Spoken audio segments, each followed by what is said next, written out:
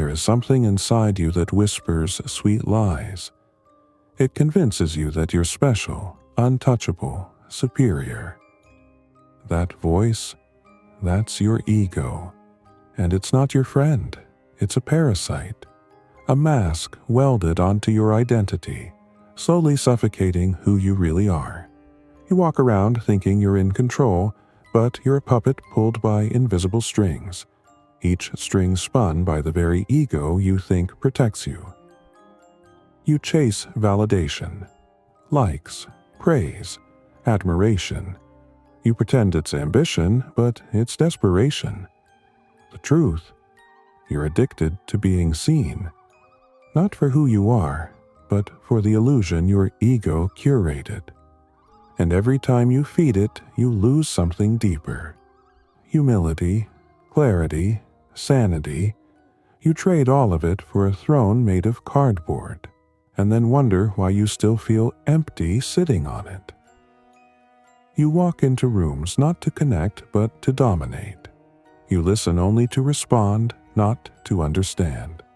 You speak just to be heard, not to reveal anything true. Every interaction becomes a stage where the ego performs, claps for itself, and exits before the real you ever gets a word in. You are drowning in noise, self-made noise, while your soul quietly decays in the background. Here's the ugly truth. Your ego doesn't want peace. It wants to win. It doesn't want truth. It wants to be right. And if you don't learn how to kill it, it will kill everything pure in you first. People don't leave you because they don't care. They leave because your ego wouldn't let you apologize. They leave because your ego valued pride over people. And still you blame them. You rewrite the story to make yourself the victim. Because the ego can't survive being wrong. But deep down, you know it's your fault. The ego is a master storyteller. It doesn't just lie to others, it lies to you. It tells you you're better than them so you can avoid confronting your insecurities. It tells you you're worse than them so you can avoid taking responsibility. It will use shame, arrogance, guilt, and even self-pity just to stay alive. The ego will wear any mask if it keeps you from seeing who you truly are underneath. It will call itself confidence, wisdom, leadership.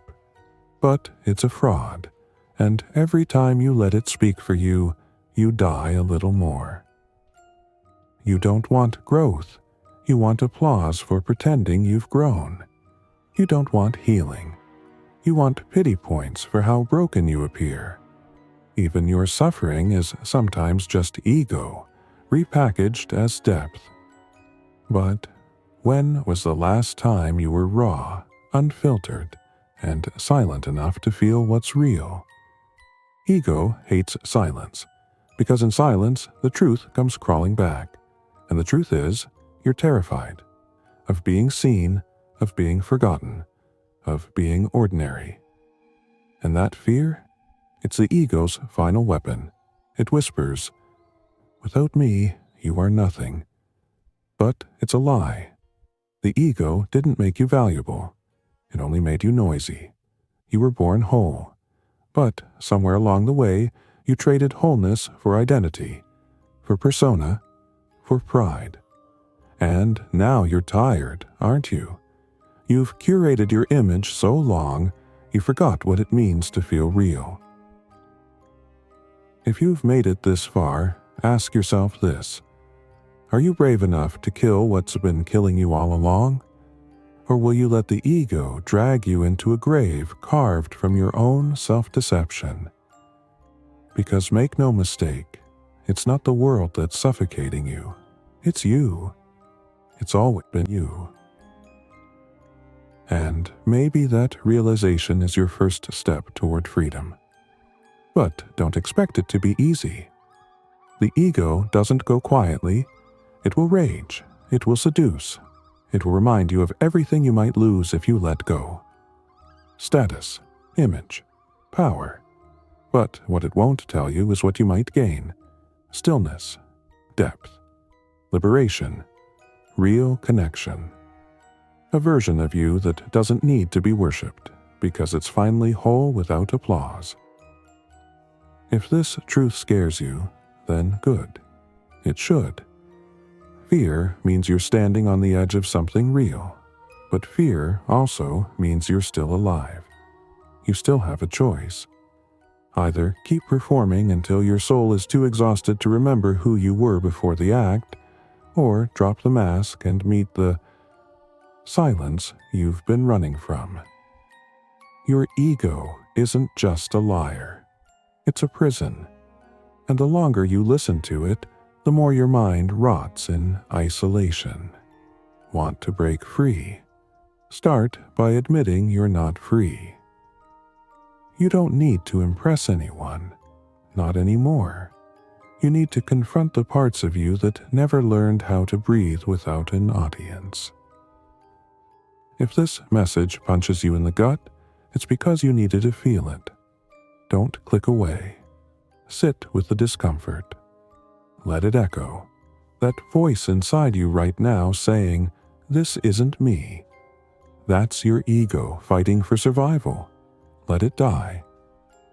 If you're still pretending to be someone you're not, then you're still chained. And if you don't shatter those chains, they'll become your coffin. Your ego is not your edge. It's your enemy, your cage, your curse.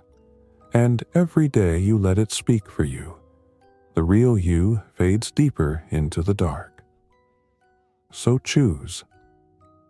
Wake up from the performance, drown the applause, face the silence, and for the first time in your life, live without pretending. Because the ones who go the deepest don't need to be loud. They just need to be free.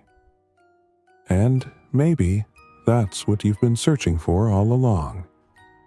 But you won't find it on the stage. You'll find it in the shadows you avoid, the mirror you refuse to face, the pain you numb with pride. When you dare to look inward, not to fix, but to feel, then and only then will the ego starve. And what remains after its death is something terrifying, something sacred. You. If this made your heart sink, share it. Someone else is still trapped inside their own illusion, and they won't hear this anywhere else. Not from the world, but from you. That's your call to action. And it begins now. This is Philospiral,